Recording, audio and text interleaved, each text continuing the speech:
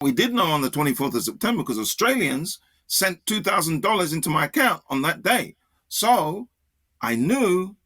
Wait, where the Australians come into this? How do they suddenly funding this? So in 2011, I had sat down in the library here in a little town, and I said, okay, I can't get jobs teaching in school so easily here. So God has told me and given me the advice, you're an evangelist. A prophet came up to me in 1991 in Speaker's Corner in London and said, are you going to be the Lord's evangelist? I answered yes. He says he's anointed you to da-da-da-da-da-da. And so I said, okay, so I've got career advice from the creator of the universe. So let's act on it, right? This year, I'm going to preach the gospel to the ends of the world in 4 directions. Jerusalem, Shanghai, Cape Town, Tromsø, north of Norway, Stavanger, west of Norway. That was the ends of the world if you follow your finger till the sea.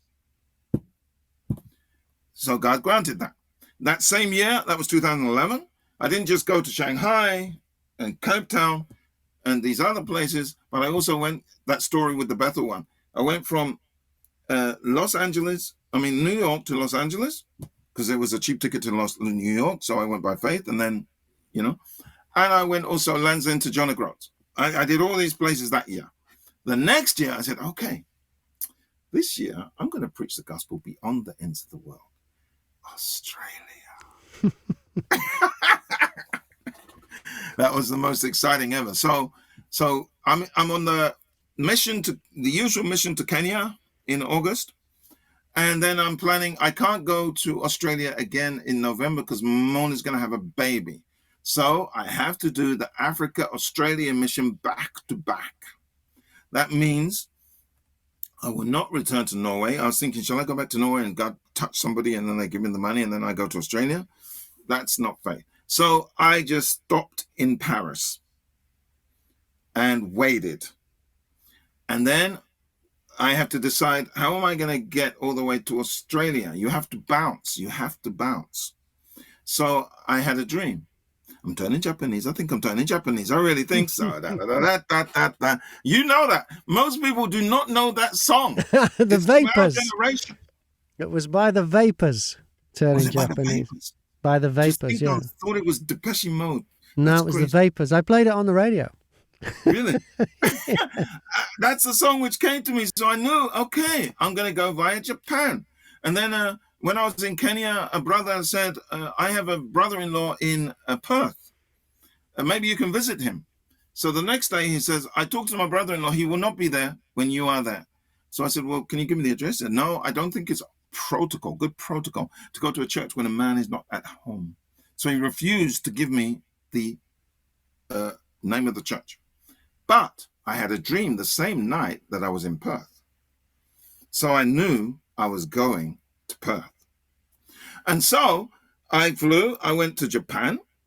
There was a sister in Australia who followed my missions on Facebook. Never met her, but she followed the missions. And she made a vow. She said, Lord, I'm going to help one of his missions. So now she made that vow, and the next day she disappeared from Facebook. And she disappeared for 6 weeks. And I thought, her husband said, you're not giving any money to some strange guy on Facebook. So what happens is I'm in Japan. I'm on the last night in Japan. I'm in a hotel with a little cubicle.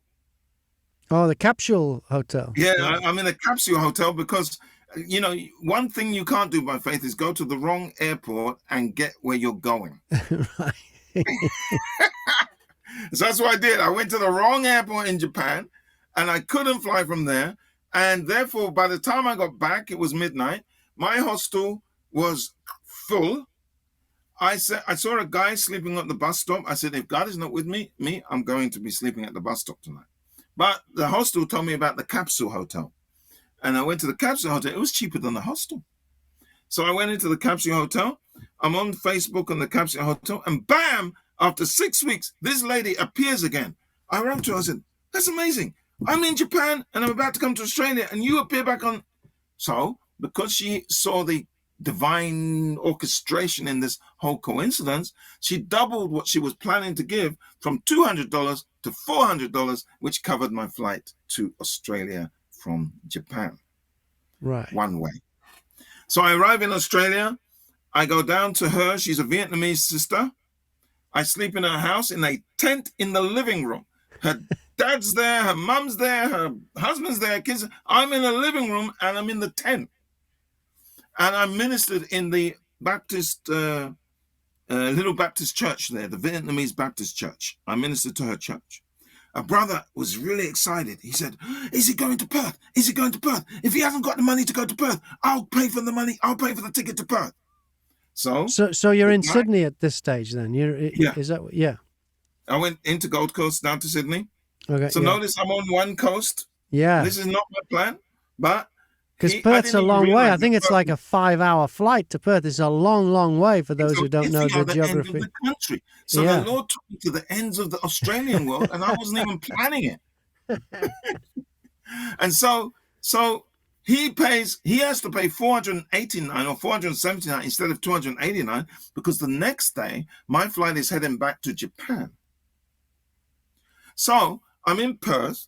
I'm with a Vietnamese pastor. We're walking around. We're evangelizing. We talk to a guy and we talk to this. And in the end, I'm sitting on the computer trying to work out how to get to Japan. I don't have enough money. The Vietnamese pastor is feeling the pressure. He feels like I'm expecting him to give me the money. So he's on my shoulder. What are you going to do? What are you going to do? What are you going to do? And so I got permission from my wife. I said, well, I haven't got enough to get to Japan. The flight left without me. But I have got enough to get to Darwin, which is where I really wanted to get to. I had a dream in 2002 about some wind to do with Australia. And that was one of the reasons for this mission, to go to this wind place. So the mission now was like 40 days because, it's all by faith. So you don't know how long it's going to take each step. I booked my time in Darwin.